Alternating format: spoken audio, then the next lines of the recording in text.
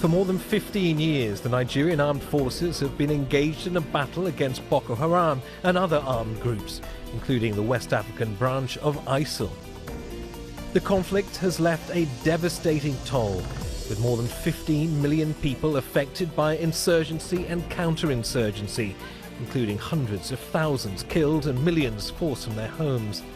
Despite government claims these groups have been technically defeated, their ability to regroup and launch attacks remains a grim reality. At the same time, the Nigerian military faces mounting allegations of human rights abuses and controversial airstrikes that have killed and injured civilians. Organizations including Amnesty International and Human Rights Watch accuse the military of detaining and mistreating civilians fleeing areas controlled by Boko Haram, raising questions about accountability and the potential for further radicalization. Adding to these challenges are widespread allegations of corruption within the defense sector. Billions of dollars intended for military operations have reportedly been misappropriated, impacting both troop morale and operational capacity. Security threats in the region are also compounded by a wave of coups across West Africa and growing influence from external players, including Russia. Against this backdrop, how does the Nigerian military plan to address its internal challenges while maintaining security in one of Africa's most turbulent regions? General Christopher Musa, Chief of Defense Staff and head of the Nigerian Armed Forces, talks to Al-Jazeera. General Christopher Musa, welcome to Talk to Al-Jazeera, and welcome also to Doha. The Nigerian military has been collectively fighting both Boko Haram and the West African branch of ISIL for collectively now 15 years, in which time something like 15 million people have been affected by the insurgency and by the counter-insurgency. The government has claimed several times that the group has been, quote, technically defeated, yet they continue to operate, yet they continue to regroup. Do you see this as a failure of the politicians or a failure of the military, of which you are the head? Not at all. I think it just shows how complicated asymmetric warfare is. It's not a one-off thing, unlike conventional warfare. So how do you measure success? You measure success when you start getting life back, IDPs returning back to camps, schools are reopening, markets are working, people can work. I think that's success for us. So it's work in progress. We're not where we are, but we're heading there, and we're sure that we're on the right track. How would you explain the current state of the counterinsurgency if you were to give us a situation report of where we are in terms of the direction of the fighting so far? Yeah, well, since inception, it's been in and out because of the challenges of asymmetric warfare. You know, the armed forces of Nigeria has always been a conventional armed forces. So fighting asymmetric came in as a surprise, as all armies. But we have woken up to the responsibilities, ensuring that asymmetric warfare needs all of society approach. It's not only military. It is having to do with the kinetic and the non-kinetic, working hand in hand to ensure that we succeed. And that's where we're going. So where we are now, we're a lot better than we used to be. Last year when we took over, this year, a lot of improvement. A lot of work still going on, and we'll continue to do that. You say you've woken up to the challenges, woken up, but it's taken 15 years to wake up. Why so long? Like I said, asymmetric warfare is the difficult kind of warfare. I think our advice to any country, don't allow it to start. It's difficult to eradicate because you're dealing with people that have a sense of belonging, believing what they're doing is right, ideology. You don't see it on their foreheads. You don't know who they are. And they're just like normal human beings. And because you have to respect human rights, you have to take up the laws of war, it makes it a bit more difficult because identifying who the enemy is unlike the conventional type. You see him, you know, he's wearing a kind of, these ones are not. And they are your own people from within. We've been in Liberia, we've been in Sierra Leone, we've fought other countries, we've restored peace. And so it's always a surprise that we're still having it, but it shows you the difficulty. Most times when we have issues when to strike, they are embedded with civilians. So we have to call off the strike. Well, I want to ask you about that because you say what's made this challenging is that you have to stick to the laws of war. I want to question you on some of the ways in which this counterinsurgency has been fought, including accusations made by Human Rights Watch that says the Nigerian Air Force carried out what they describe as erroneous airstrikes on targets in Kaduna State, that's in the north of Nigeria, this September, killing 24 people, injuring many more. It follows what they say is an apparent catalogue of mishaps that have killed hundreds of civilians since 2017, including a strike on a religious celebration in Kaduna State that killed 85. Firstly, how do you explain these allegations of what appear, at least to Human Rights Watch, to be devastating failures on behalf of the Air Force? Well, I know that we all understand that we're human beings. We're bound to make mistakes, and they're just professional mistakes. Some things are beyond your control. We don't control the weather. We don't control the atmosphere. So even when you have it right, mistakes do come in. And when it happens, we take responsibilities and we make amends. Fighting a warfare for over 15 years and making how many? Human lives are lost. We're really very sorry about that. But then the war goes on and we have to stop because if you look at it, we're not the only ones. Not blaming anyone, but any country that is fighting a prolonged war, there are bound to be mistakes, but they are never deliberate, and we take ownership and we take correction. So that's what we're doing. What about justice, accountability, compensation? All correct. We have standing court martials for people who have committed offences, and then we do, and then we make amends for the communities. Like the Tudunbiri community that had issues, the government stepped in. A lot of incentives have been put in place, measures have been put in place. We have also corrected enhanced our training. We have suspended the commanders that were on ground. We've taken them responsibility for what they have done. And so the work is ongoing. Are all operational protocols being fulfilled accurately? Nigerian Armed Forces is a professional armed forces. We can attest to that everywhere we went to. We've done so well in other countries. We're doing the same thing in Nigeria. You've described what sounds almost like something resembling a purge of inadequate elements within the Nigerian armed forces. Has a purge gone? Has a purge been underway in recent years? Not purge per se. What we do is that whoever commits an offence faces the law. He's been prosecuted. He will be investigated. If found culpable, he faces the law. We have standing court martials in all our divisions. You do well, you are rewarded, and then you do badly, you face the law. So you're losing people, but what about recruitment?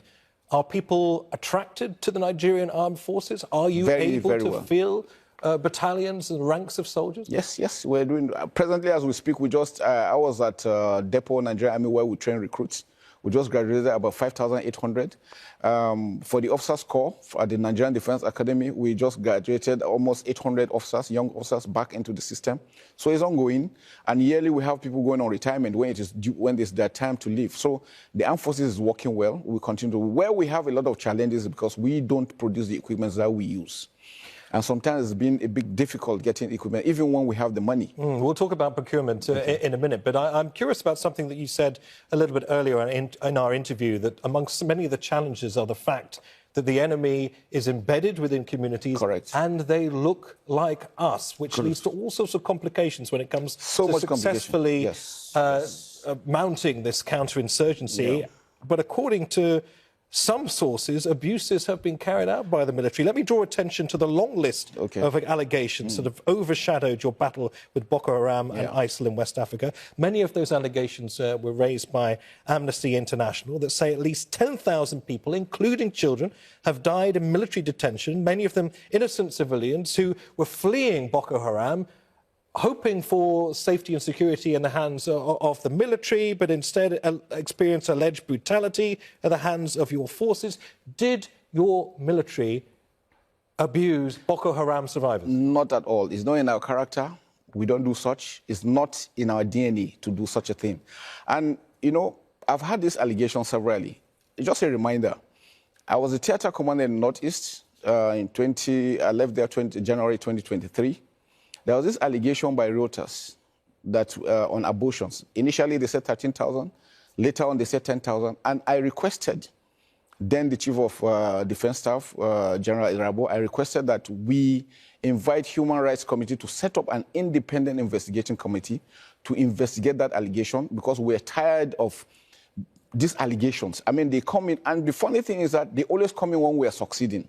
So the question is why? What is the intent? So he got to human rights. An investigative team was commissioned. I testified, so many other officers. They were given unfettered freedom to go around. They investigated for 1 year, 6 months. I think just last month, they released the report. And guess what? Nothing of such, because we told them that whatever allegation anybody is saying about abortion, it's not us. Maybe it's another country they're thinking about, not Nigeria. And so they came out. But the funny thing is that when they were reading the reports out, these other organizations refused to even show up. Just to remind our viewers, you're talking about the allegations for the first abortions, yes. By the Reuters news agency. That was about 3 weeks ago.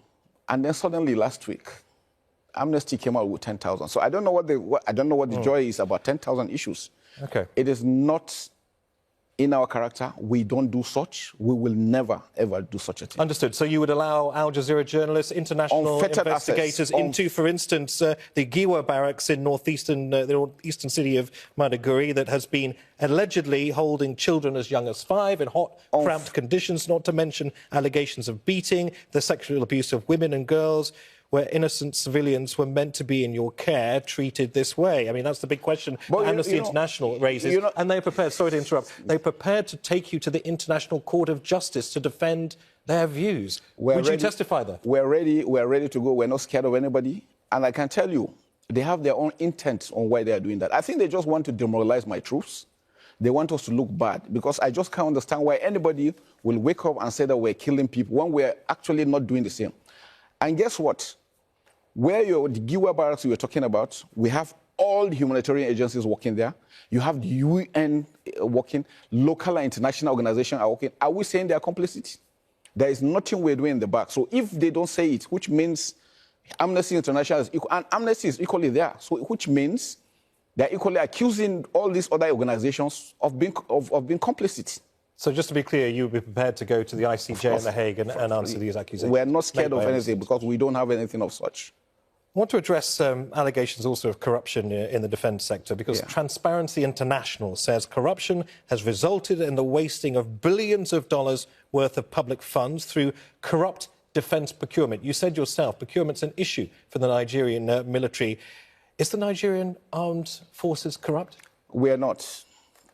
We're just a few good guys trying to do some job, but seems some people are just hell-bent on making sure that we don't succeed.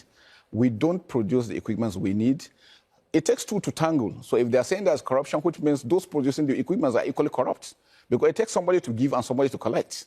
So which means those ones having these weapons are equally guilty. We don't do such. We have a procurement procedure which is being followed. And to also state that even with our monies at times, we find it difficult getting equipment. And the question is why? One of the reasons why this insurgency has been for this long is because we have been denied access to equipment. Even when we have our monies to get to, it's difficult. Why have you been denied access to equipment? Well, I really don't understand. It's a question that we keep on asking, why are we being denied? So this is a political decision you're suggesting? Political decision.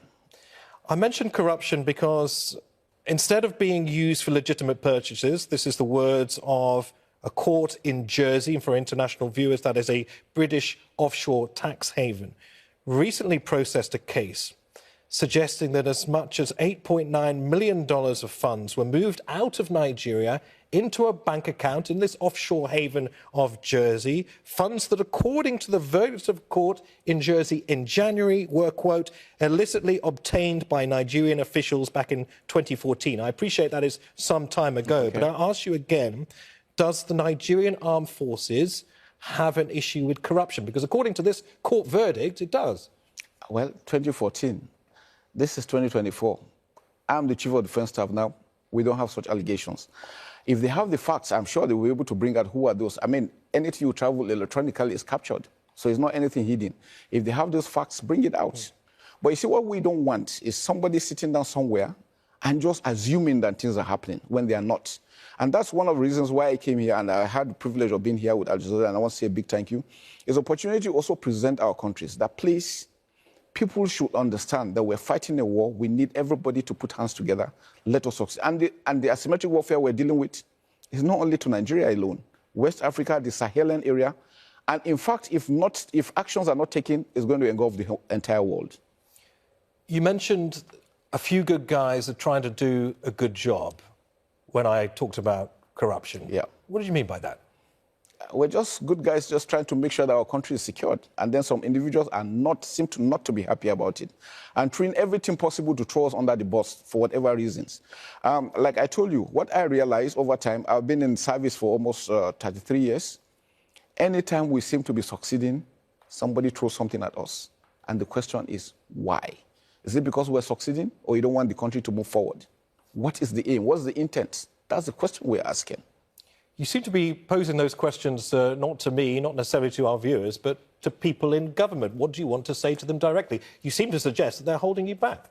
Not our own government particularly. Our government are doing the best they can. But, you know, there's an international system. Like I said, we don't produce, we need to buy. So going to buy sometimes is a bit difficult, getting these items.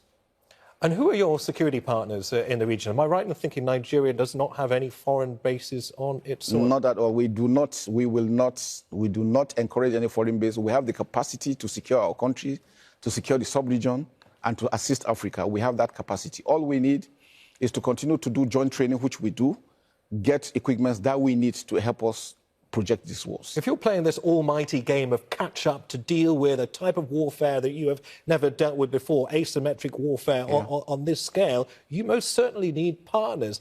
Given the wave of coups that we've seen across the Sahel region, military juntas being established, the influence of Russian forces, particularly Wagner mercenaries in these countries growing by the minute, who are your allies to shoulder support in the region? Well, for now, Nigeria is standing on its own, and you know Nigeria is a non-aligned country, which means we have freedom to operate with any other region, any other bloc together. And what we are doing is that we're still conducting this for training. For training purposes, we have our officers and soldiers trained in all over the countries. All our friendly partners, we are together with them, we're working. All we're saying is that we don't need anybody, any boots on ground. We continue with our joint training, we'll continue with our joint courses. All we need is the ability to get these equipments that we will, and I will show you that we can secure our own area. Why are you so resistant to boots on the ground from friendly nations? Because it creates more problems. In what way? In what way? I mean, you imagine you bring country X into your country. The next thing is, you know, most of the other terrorists will also want to come because they have grounds against them. We don't want Nigeria or Africa or West Africa to be turned into a proxy war, because that's what will be the next thing. Once you allow one comes in, the other one goes the other way. And before you know it, there's conflict. We want West Africa to be peaceful. What about international forces outside West Africa, outside Africa? Nobody. We're good to go. We're good to go. All we're doing is, as we speak, we still have our troops maintaining peace within Africa on United Nations mission. We still have them. General, are we going to be sitting here in 15 years' time having the same conversation? Not at all. Not at all. Our wish is in the next possible 2 years, we should be done with.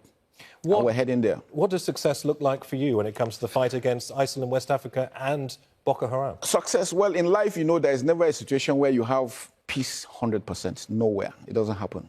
Not in any country. But what we see for us, success is when Nigerians can sleep peacefully, can go to work, children can go to school, hospitals will operate, markets will operate, back to how Nigeria used to be. In the time that we have left, I'd like to talk about some of the concerns about regional security. I mentioned already these multiple coups that we've seen all the way from the Atlantic on the west coast, all the way to the Red Sea on the east coast. How do you explain that, and what security implications does that have for you and your army? It's concerning for us that we're having those that have taken over unconstitutionally. In Nigeria, you know, we've had our own history of coups, and that's passed. Nigeria presently, nobody's interested in coups. Democracy will thrive better in a democratic environment, and that's what we continue to do. So we will dare to protect democracy. For the countries that have carried out coups, we're still discussing with them. Just recently, we finished the African military games. Mali, Burkina Faso attended. Libya was there. Niger, Chad couldn't attend, but they gave us intention the way they wanted to come. And we're working together militarily because we know the challenges we're facing need all of us working together, because the enemy does not respect borders. So that's why it's important, it's critical. But for coups, we try to encourage them to return back to democracy. You know, the issue we had with Niger, people thought it was Nigeria against Niger. Nigeria doesn't have any issue with Niger. We share a border of 1,500 kilometers, 7 Nigerian states. We have cultural, religious affinities together with them, so we cannot afford to be enemies. How committed is Niger to your north in sharing the fight against Boko Haram? No, they're very committed because they equally know that we need to, together we are stronger. If you are alone, you will be exposed. This is even in the wake of a substantial amount of Russian mercenary influence in the country? You trust Yeah, our reliable partners? I've been to Niger. I recently visited Niger, met the Chief of Defense Staff. I didn't see any Russian there. But I was there because we know that it's important that for us to continue to work together, which is very, very critical. But like I tell you, we will not allow any nation have a base in Nigeria. I suppose if economic and political unity in any way starts to dissolve in West Africa, it creates all sorts of security and military concerns as well. Given that many of these nations that we've talked about that have experienced these coups have now left the regional bloc ECOWAS, the Economic Community of West African States, what does that mean for military cooperation in West Africa, given that there isn't that safety net, that framework of ECOWAS? Yeah, like I said, they all know and they understand that even if they are pulling out from the multinational joint task force, they still need to have the bilateral agreements between them and Nigeria. Because one, we share land, our land area is almost 923 square kilometers. We share borders with almost 4 or 5 countries together. We know that we need to be together to stand strong. We're also working with them on them returning back to ECOWAS, returning back to the multinational joint task force, because the multinational joint task force is a success story. Among all other operations, this seems to be working. So we need to really leverage on that, and we don't want them to go, we want them to come back. We've seen also the quite rapid departure of, I guess, the old colonial powers, particularly France and certain parts of West Africa. I wonder what that means to you. Do you see that as an inevitable journey for many countries that, of course, have spent years under the colonial yoke? Is this an inevitable direction of travel, and what does it mean to you? Well, to me, it's concerning in that we don't know what will happen next. But the truth about it is that they are Francophone countries, and they've always been with France.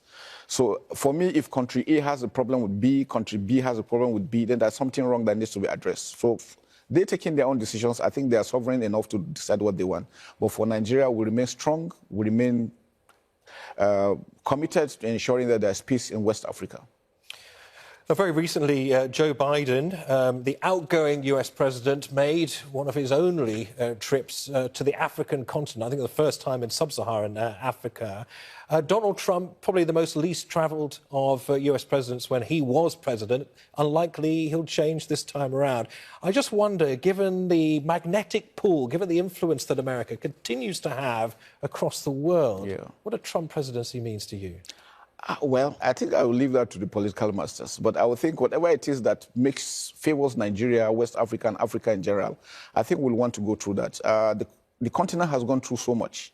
So we need all the friends of Africa, friends of West Africa, friends of Nigeria that will put hands together to ensure that there's peace. We all need peace. You've also spoken in the past about some of the security challenges that have arisen as a result of climate change. Obviously, when crops are decimated, when resources are, few and far between, it leads to insecurity. How do you meet the rising challenge of that in your part of Africa? It's a big challenge. I tell you, for Lake Chad, because we have the Lake Chad countries, Chad, Nigeria, Cameroon, Lake Chad has been a source of economic empowerment to most people. Now over 50 million are, because it has receded to just 10%. So it's important that for our leaders, and they're working towards that, to see how they could resuscitate this lake. And then the issue of climate change affecting flood some areas, drought some areas. I think for Nigeria, the presidency is really doing everything possible to ensure that they mitigate those issues by providing irrigation, making sure farming is on the front line, because food security is critical. So they're working towards that. And who do you see as your partners when it comes to food security and providing safety for access to food? It's becoming increasingly a critical issue, and it has, of course, the possibility of toppling governments in certain parts of the world if they're not able to respond and they don't have the support and the backing and the strength of the military. I think the military equally too is also doing this we're opening our defense farms. We already have the army farms and so many other things. And just to provide protection for the farmers, make sure that they're able to farm and harvest well. And then we'll be able to have good border management to ensure that the food is not filtered out so that Nigerians can benefit. Nigerians are good farmers. We have good arable land. If put into full use, I think we'll be able to feed the entire Africa. That I can assure. So I think it's work in progress, and we're heading there. Given everything that we've talked about as we come towards the end of this discussion, these allegations of mismanagement, of corruption, of mishaps carried out by the Air Force, I wonder in your mind whether any of this may have strengthened your enemy. We've talked about a period of 15 long years here. We've talked about playing an almighty game of catch-up. Yeah. But in the meantime, we've seen Boko Haram regroup and regroup and regroup. What is your answer to that? That you have in some way fed the insurgents? The problem is that I think we've talked to international community. Let's find out the funding. When they started surrendering, by the time we left, so as we speak, we have over 120,000 that have surrendered.